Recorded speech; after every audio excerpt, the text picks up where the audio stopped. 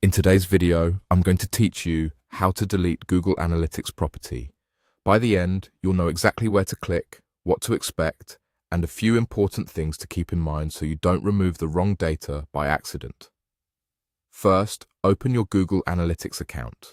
Make sure you're signed in with a user role that has the right permissions, ideally an administrator or editor.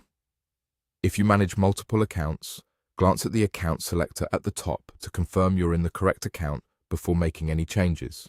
This is important because properties live under accounts, and you want to be certain you're working on the right one. Next, click Admin Settings.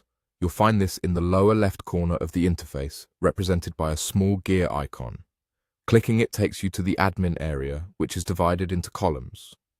The middle column is called Property, and that's where you'll make the change.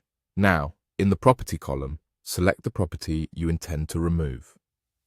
Double-check the property name and, if visible, the property ID to make sure it's the exact one you want.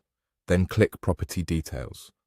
Depending on your interface, this might appear as Property Settings, but it takes you to the same place, the page where you can view and manage the property's core configuration. On the Property Details page, look for the option labeled Move to Trash Can. Click it. A confirmation prompt will appear explaining what happens when a property is moved to the trash. Read this carefully. Moving a property to the trash does not instantly erase it forever. It places the property into a temporary holding area.